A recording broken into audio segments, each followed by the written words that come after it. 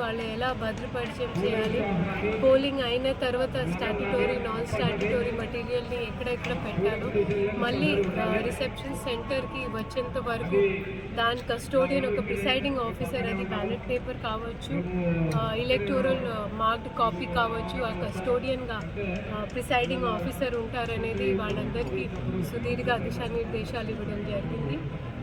దీంతో పాటు ఓటర్స్తో కూడా మేము ప్రాంతీయ మీడియా ఛానల్ ద్వారా కోరేది ఏంటంటే, దయచేసి మీ అందరూ మీ ఓటు హక్కుని తప్పకుండా వినియోగించాలి.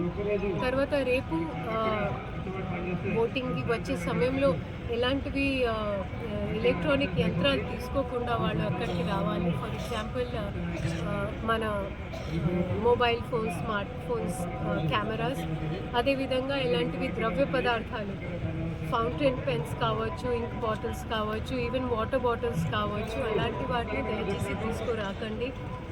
మ్యాచ్ బాక్సెస్, సిగరెట్స్, లైటర్స్, ఇవి అన్నీ కూడా నిషేధ జాబితాలో ఉన్న సామాన్లు ఉన్నాయి. తప్పని పరిస్థితిలో ఒకవేళ మొబైల్ తీసుకొని రావాలంటే మేము దాన్ని బయట బిఎల్ఓ దగ్గర ఒక చిన్న ట్రే ఏర్పాటు చేస్తూ అక్కడ జమ చేపిస్తున్నాము. బట్ అది ఏదైనా అనివార్య పరిస్థితిలోనే దయచేసి అలా చేయండి. అదేవిధంగా మన ఓటింగ్ సమయంలో 5 గంటల లోపల వరకు 100 మీటర్ లోపల ప్రహారీకి వచ్చిన వాళ్ళకి ఒక క్యూ ఉంటే మేము వెనక నుండి స్టార్ట్ చేస్తూ ఒక టోకెన్ నంబర్ ఇస్తాము. అప్పటి వరకు 5 గంటల గడుపు లోపల వచ్చిన వాళ్ళు తప్పకుండా వారి ఓటు హక్కు వినియోగించవచ్చు. మీడియాతో కూడా ఇందాక కూడా మేము జిల్లా స్థాయిలో ప్రెస్ మీట్ ఏర్పాటు చేసేటప్పుడు మేము కోరేది ఏంటంటే, మా ప్రతి ఒక్క పోలింగ్ స్టేషన్ లొకేషన్లో బూత్ లెవెల్ ఆఫీసర్ ఆధ్వర్యంలో అక్కడ హెల్ప్ డెస్క్ ఏర్పాటు చేస్తున్నాము. అక్కడి వరకే మేము మీడియాని అలౌ చేస్తాము.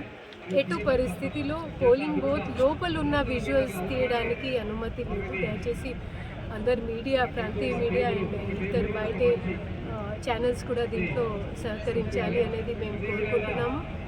సామర్థ్యంగా పకడ్బందీగా ఈ పోలింగ్ నిర్వహించడానికి మేము మా టీం అంతా రెడీగా ఉంది.